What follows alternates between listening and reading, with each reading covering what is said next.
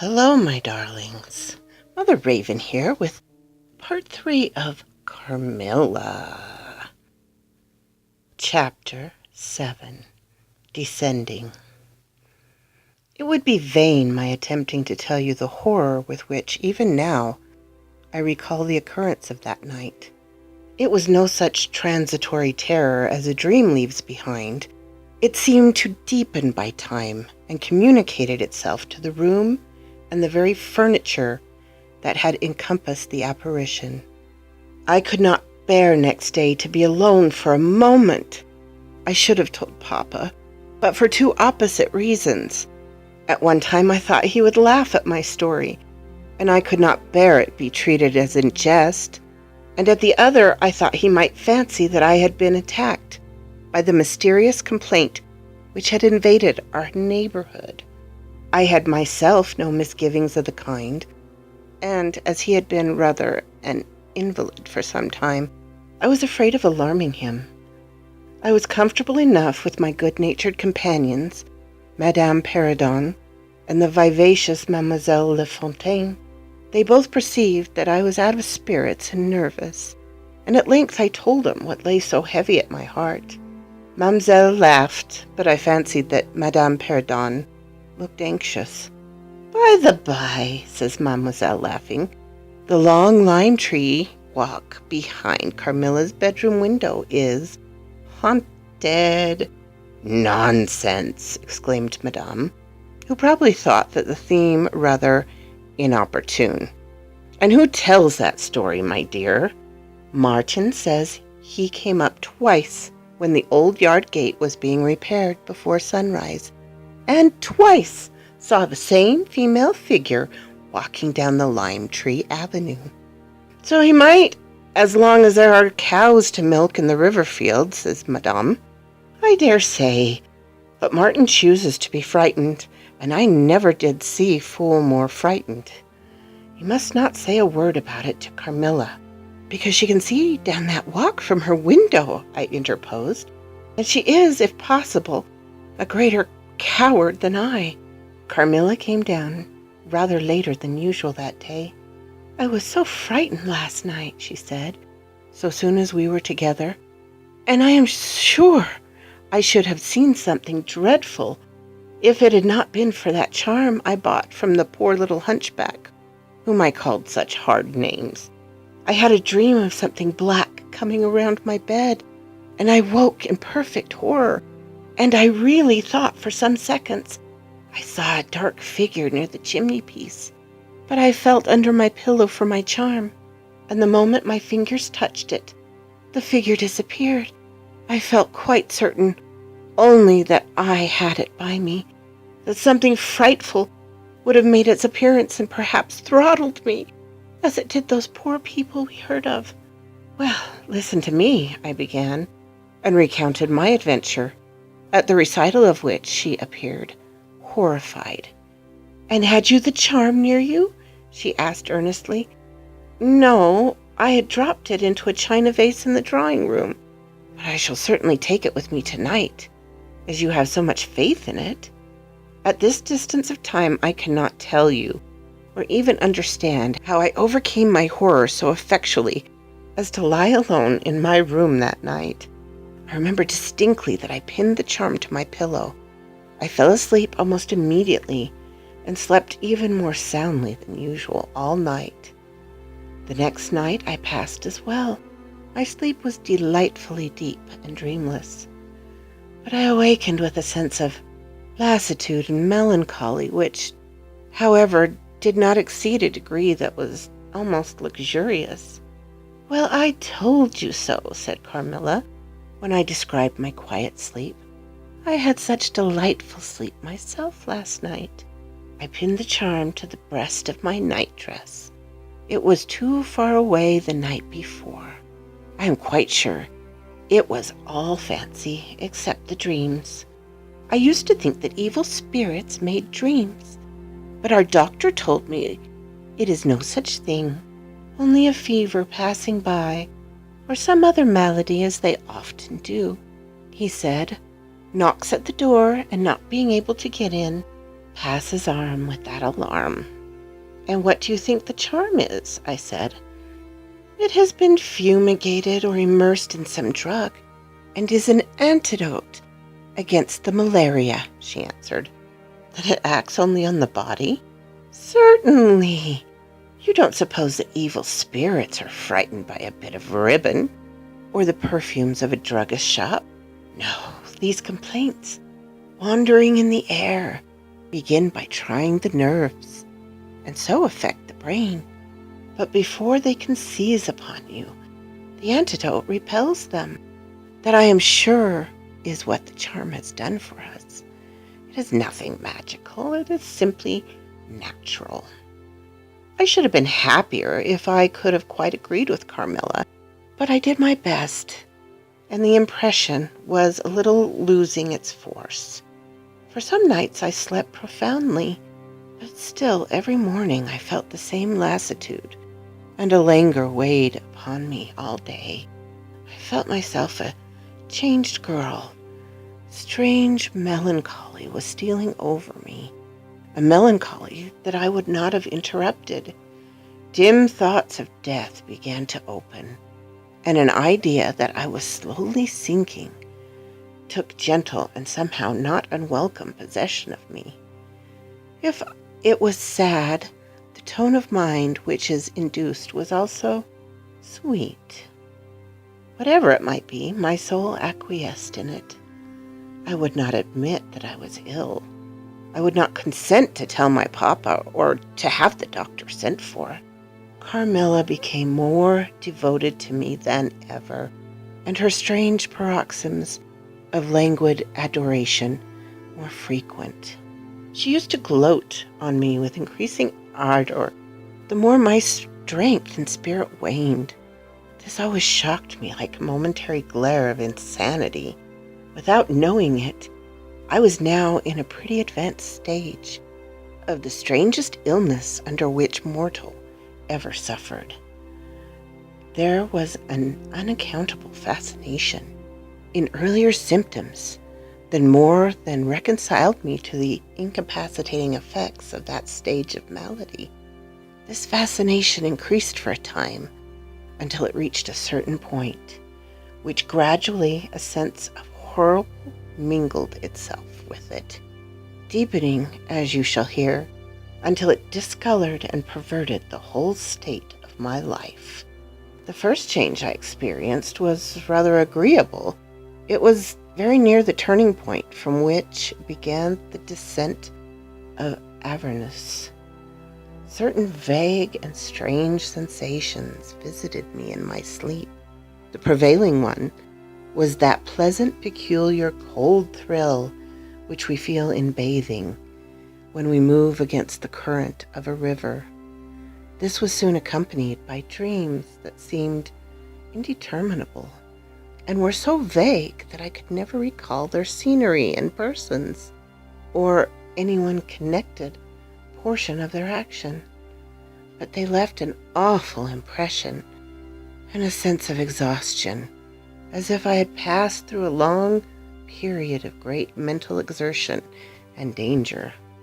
After all these dreams, there remained on waking a remembrance of having been in a place very nearly dark, and of having spoken to people whom I could not see, and especially of one clear voice, of a female's, very deep, that spoke, as if at a distance, slowly, and producing always the same sensation of indescribable solemnity and fear.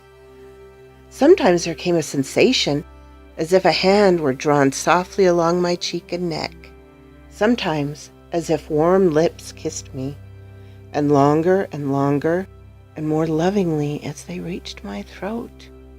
But there the caresses fixed itself. My heart beat faster, my breathing rose and fell rapidly and full drawn, a sobbing that rose into a sense of strangulation supervened and turned into a dreadful convulsion in which my senses left me and I became unconscious. It was now 3 weeks since the commencement of this unaccountable state. My sufferings had, during the week, told upon my appearance. I had grown pale. My eyes were dilated and darkened underneath, and the languor which I had long began to display itself in my countenance. My father asked me often whether I was ill, but with an obstinacy which now seems to me unaccountable, I persisted in assuring him that I was quite well. In a sense, this was true. I had no pain. I could complain of no bodily derangement. My complaint seemed to be one of the imagination or the nerves, and horrible as my sufferings were, I kept them, with a morbid reserve, very nearly to myself. It could not be that terrible complaint which the peasants called the upir, for I had now been suffering for 3 weeks, and they were seldom ill for much more than 3 days, when death put an end to their miseries. Carmilla complained of dreams and feverish sensations, but by no means of so alarming a kind as mine. I say that mine were extremely alarming. Had I been capable of comprehending my condition, I would have invoked aid and advice on my knees. The narcotic of an unsuspected influence was acting upon me, and my perceptions were benumbed. I'm going to tell you now of a dream that led immediately to an odd discovery. One night, instead of the voice I was accustomed to hearing in the dark, I heard one, sweet and tender, and at the same time terrible, which said, "Your mother warned you to beware of the assassin."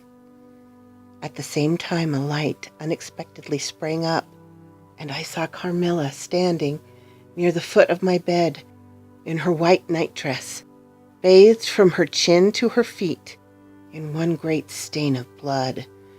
I awakened with a shriek, possessed with the one idea that Carmilla was being murdered.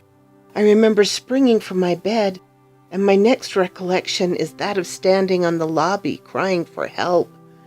Madame and Mademoiselle came scurrying out of their rooms in alarm.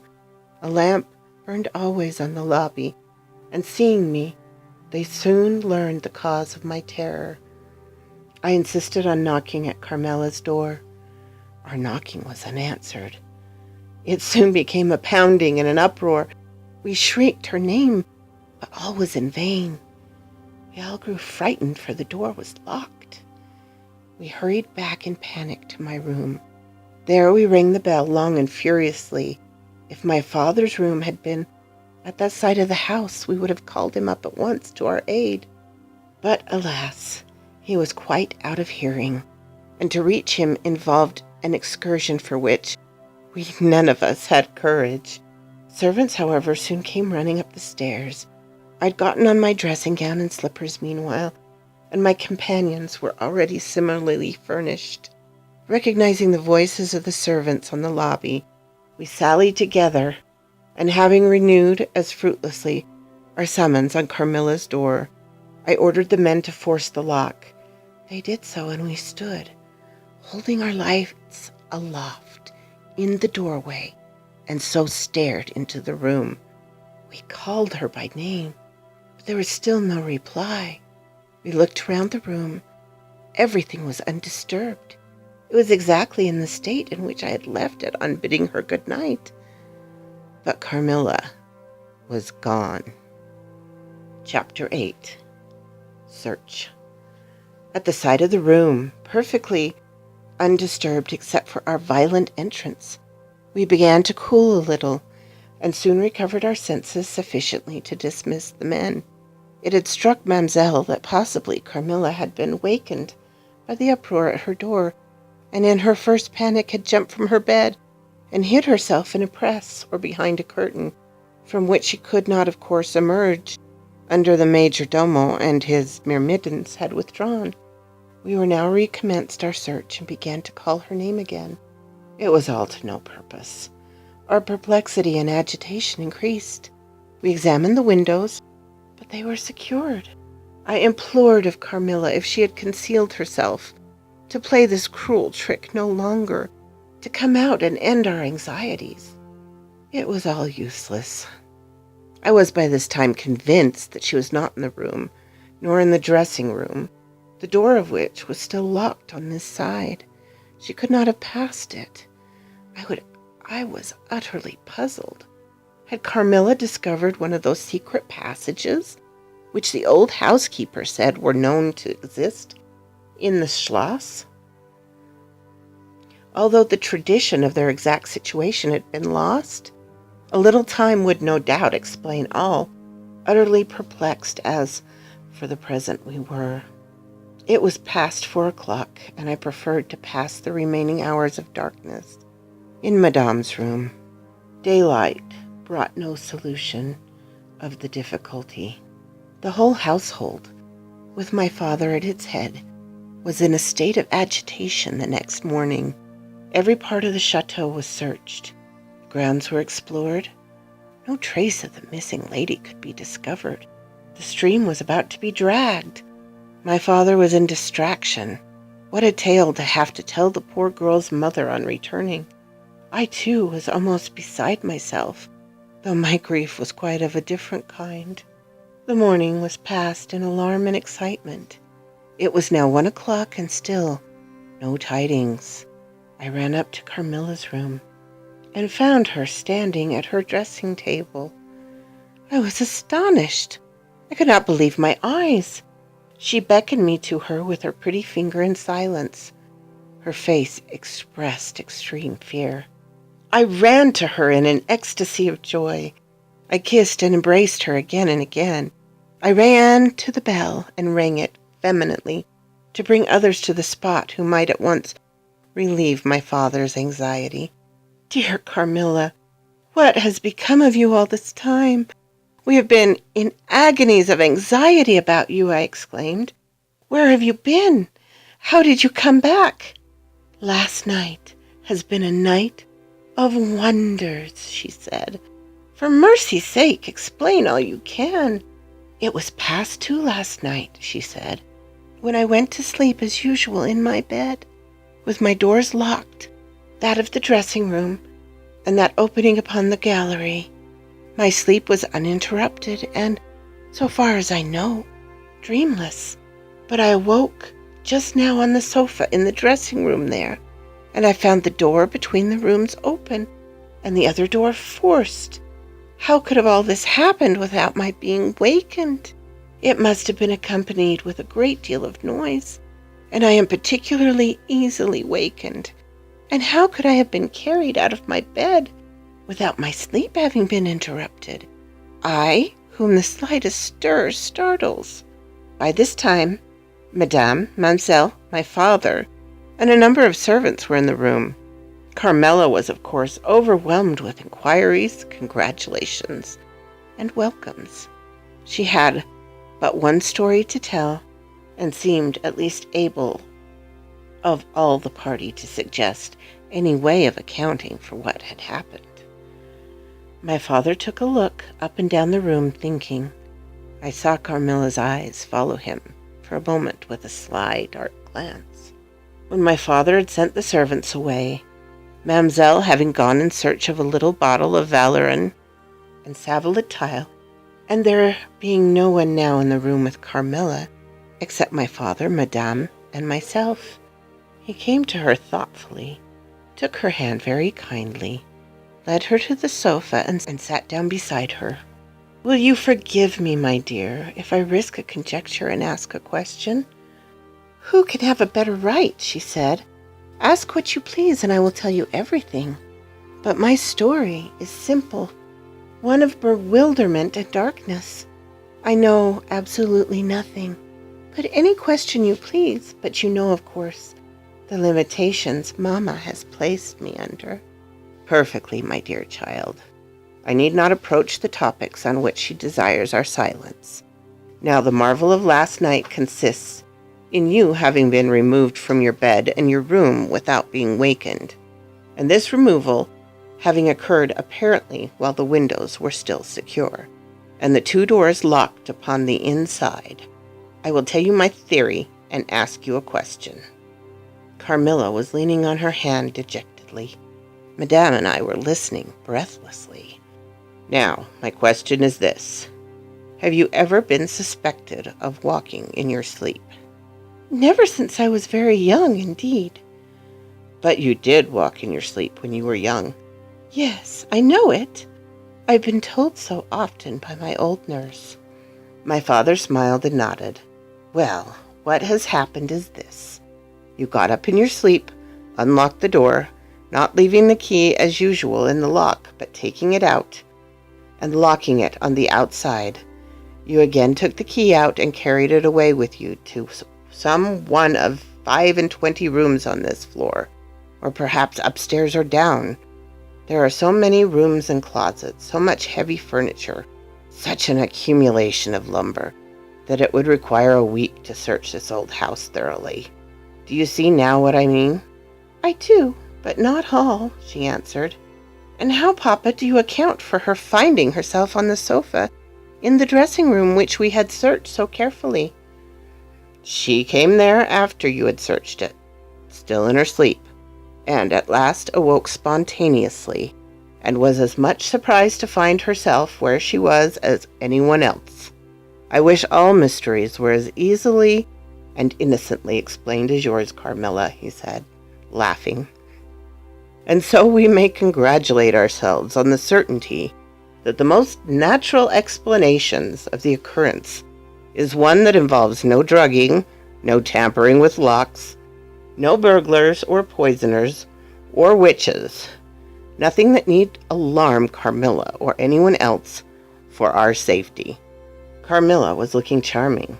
Nothing could be more beautiful than her tints. Her beauty was, I think, enhanced by that graceful languor that was so peculiar to her. I think my father was silently contrasting her looks with mine, for he said, I wish my poor Laura was looking more like herself, and he sighed. So our alarms were happily ended, and Carmilla restored to her friends. Chapter 9. The Doctor. As Carmilla would not hear of an attendant sleeping in her room, my father arranged that a servant should sleep outside her door, so that she would not attempt to make another such excursion without being arrested at her own door. That night passed quietly, and the next morning early. The doctor, whom my father had sent for without telling me a word about it, arrived to see me. Madame accompanied me to the library, and there the grave little doctor, with white hair and spectacles, whom I had mentioned before, was waiting to receive me. I told him my story, and as I proceeded, he grew graver and graver. We were standing, he and I, in the recess of one of the windows facing one another. When my statement was over, he leaned with his shoulder against the wall, and with his eyes fixed on me earnestly, with an interest in which was a dash of horror. After a minute's reflection, he asked Madame if he could see my father. He was sent for accordingly, and as he entered, smiling, he said, I dare say, Doctor, you're going to tell me that I'm an old fool for having brought you here. I hope I am. But his smile faded into shadow as the doctor, with a very grave face, beckoned him to him. He and the doctor talked for some time in the same recess where I had just conferred with a physician.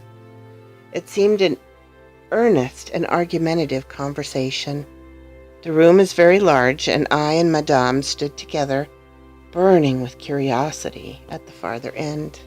Not a word could we hear, however, for they spoke in very low tones, and the deep recess of the window quite concealed the doctor from view, and very nearly my father, whose foot, arm, and shoulder only could we see, and the voices were, I suppose, all the less audible for the sort of closet which the thick wall and window formed. After a time, my father's face looked into the room. It was pale, thoughtful, and I fancied agitated. Laura, dear, come here a moment. Madame, we shan't trouble you, the doctor says at present. Accordingly, I approached, for the first time a little alarmed, for although I felt very weak, I did not feel ill, And strength, one always fancies, is a thing that may be picked up when we please. My father held out his hand to me as I drew near, but he was looking at the doctor, and he said, "It certainly is very odd. I don't understand it quite. Laura, come here, dear. Now attend to Dr. Spielsberg and recollect yourself. You mentioned a sensation like that of 2 needles piercing the skin, somewhere about your neck, on the night when you experienced your first horrible dream. Is there still any soreness?" "None at all," I answered. "Can you indicate with your finger about the point at which you think this occurred?" "Very little below my throat." "Here," I answered. I wore a morning dress which covered the place I pointed to. "Now you can satisfy yourself," said the doctor. "You won't mind your papa's lowering your dress a very little. It is necessary to detect a symptom of the complaint under which you have been suffering." I acquiesced. It was only an inch or 2 below the edge of my collar. "God bless me! So it is!" exclaimed my father, growing pale. "You see it now with your own eyes?" said the doctor, with gloomy triumph. "What is it?" I exclaimed, beginning to be frightened. "Nothing, my dear lady, but a small blue spot about the size of the tip of your finger.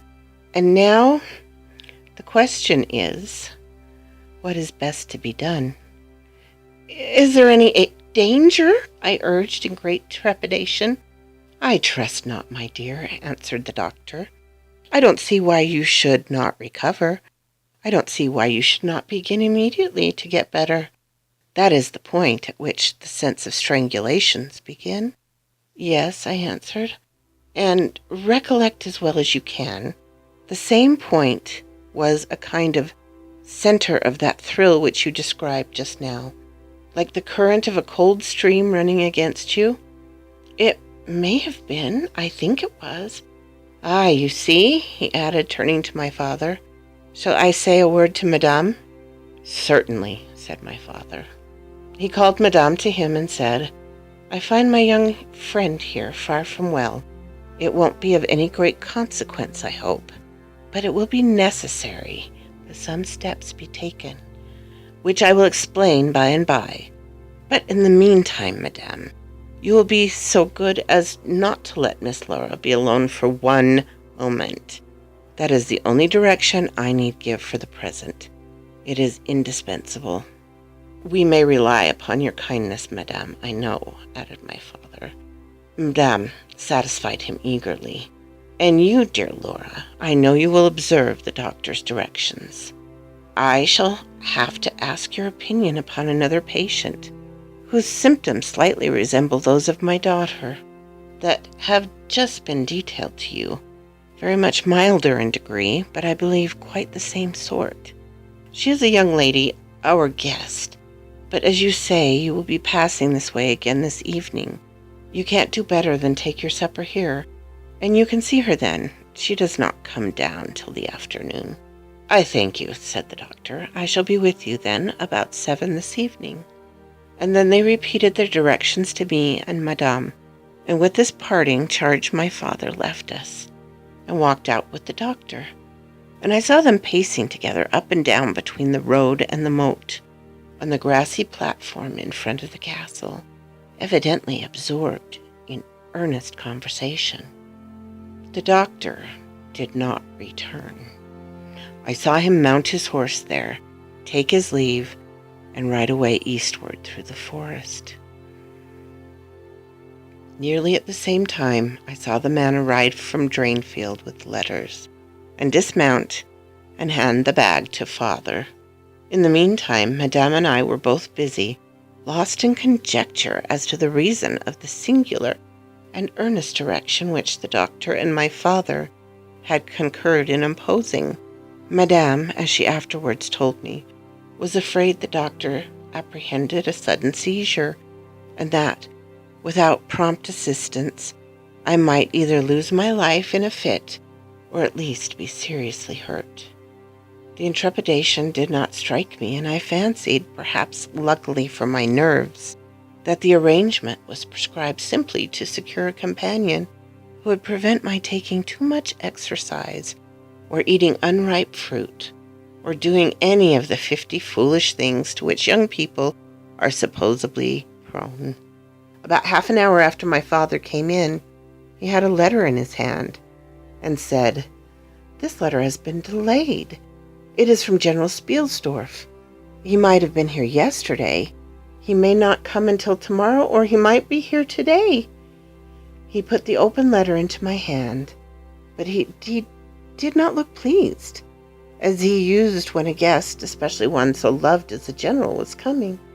On the contrary, he looked as if he wished him at the bottom of the Red Sea. There was plainly something on his mind which he did not choose to divulge. "Papa, darling, will you tell me this?" I said, laying my hand on his arm and looking, I am sure, imploringly at his face. "Perhaps," he answered, smoothing my hair, caressing over my eyes. "Does the doctor think me very ill?" "No, dear.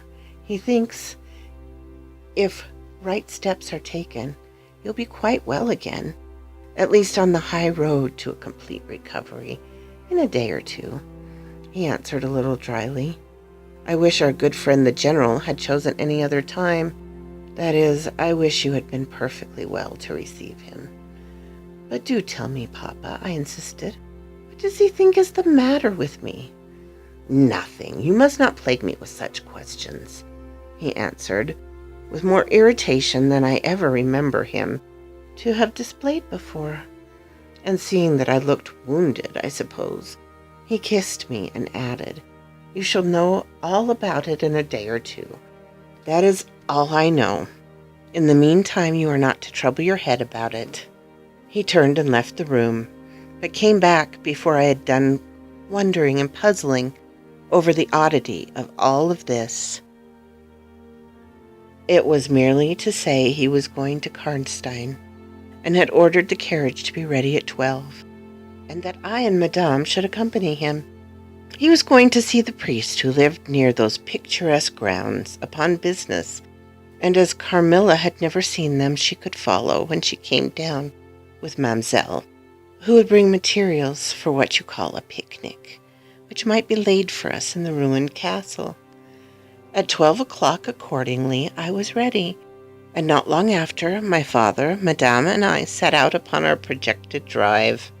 Passing the drawbridge, we turned to the right and followed the road over the steep Gothic bridge, westward to reach the deserted village and the ruined castle of Karnstein.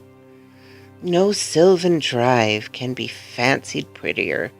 The ground breaks into gentle hills and hollows, all clothed with beautiful woods, totally destitute of the comparative formality which artificial planting and early culture and pruning imparts.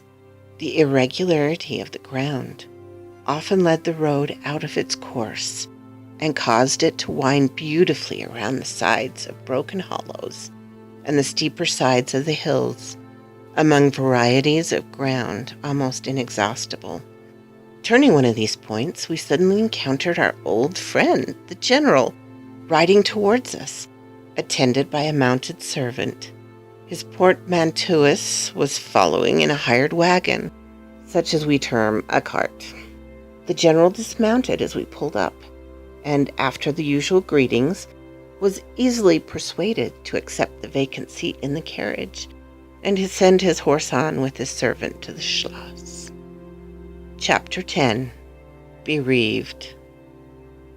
It was about 10 months since we'd last seen him, but that time had sufficed to make an alteration of years in his appearance. He had grown thinner. Something of gloom and anxiety had taken the place of that cordial serenity which used to characterize his features. His dark blue eyes, always penetrating, now gleamed with a sterner light from under his shaggy gray eyebrows. It was not such a change as grief alone usually induces, and angrier passions seemed to have had their share in bringing it about. We had not long resumed our drive when the General began to talk, with his usual soldierly directness, of the bereavement, as he termed it, which he had sustained in the death of his beloved niece and ward. And then he broke out in a tone of intense bitterness and fury, inveighing against the hellish arts to which he had fallen a victim, and expressing with more exasperation than piety his wonder that heaven should tolerate so monstrous an indulgence of the lusts and malignity of hell. My father, who saw at once that something very extraordinary had befallen, asked him, if it was not too painful to him, to detail the circumstances which he thought justified the strong terms in which he expressed himself. "I should tell you all with pleasure," said the general, "but you would not believe me." "Why should I not?" he asked. "Because," he answered testily, "you believe in nothing but what consists of your own prejudices and illusions. I remember when I was like you, but I have learned better." "Try me," said my father. "I am not such a dogmatist as you suppose. Besides which, I very well know that you generally require proof for what you believe, and am, therefore, very strongly predispositioned to respect your conclusions." "You are right in supposing that I have not been led lightly into a belief in the marvelous, for what I have experienced is marvelous, and I have been forced by extraordinary evidence to credit that which ran counter diametrically to all my theories. I have been made the dupe of a preternatural conspiracy." Notwithstanding his professions of confidence in the general's penetration, I saw my father at this point glance at the general with, as I thought, a marked suspicion of his sanity. The general did not see it, luckily. He was looking gloomily and curiously into the glades and vistas of the woods that were opening before us. "You're going to the ruins of Karnstein," he said. "Yes, it's a lucky coincidence. Do you know I was going to ask you to bring me there to inspect them? I have a special object in exploring. There's a ruined chapel, ain't there?" "Ain't is in that, yes." He used the word ain't. "With many great tombs of that extinct family." "So there are. Highly interesting," said my father. "I hope you were thinking of claiming the title and estates." My father said this gaily, but the general did not recollect the laugh or even the smile which courtesy exacts from a friend's joke. On the contrary, he looked grave and even fierce, ruminating on a matter that stirred his anger and horror. "Something very different," he said gruffly. "I mean to unearth some of those fine people. I hope by God's blessing to accomplish a pious sacrilege here, which will relieve our earth of certain monsters, and enable honest people to sleep in their beds without being assaulted by murderers. I have strange things to tell you, my dear friend, such as I would have scouted as incredible a few months since." My father looked at him again, but this time not with a glance of suspicion, with an eye, rather, of keen intelligence and alarm. "The house of Karnstein," he said, "has been long extinct, 100 years at least. My dear wife was maternally descended from the Karnsteins, but the name and title have long ceased to exist. The castle is a ruin. The very village is deserted. It is 50 years since the smoke of a chimney was seen there. Not a roof left." "Quite true. I've heard a great deal about that since I saw you last. A great deal that will astonish you. I had better relate everything in the order which it occurred," said the general. "You saw my dear ward, my child I may call her. No creature could have been more beautiful, and only 3 months ago none more blooming. Yes, poor thing. When I saw her last, she certainly was quite lovely," said my father. "I was grieved and shocked more than I can tell you, my dear friend. I know what a blow it was to you." He took the general's hand, and they exchanged a kind pressure. Tears gathered in the old soldier's eyes. He did not seek to conceal them. He said, "We have been very old friends. I knew you would feel for me, childless as I am, She had become an object of very near interest to me, and repaid my care by an affection that cheered my home and made my life happy. That is all gone. The years that remain to me on earth may not be very long, but by God's mercy I hope to have accomplished a service to mankind before I die, and to subserve the vengeance of heaven upon the fiends who have murdered my poor child in the spring of her hopes and beauty. You said just now that you intended relating everything to me as it occurred, said my father. Pray do, I assure you, that it is not mere curiosity that prompts me. By this time we had reached the point at which the Drunstall road, by which the general had come, diverges from the road which we travelled to Karnstein. How far is it to the ruins? Inquired the general, looking anxiously forward.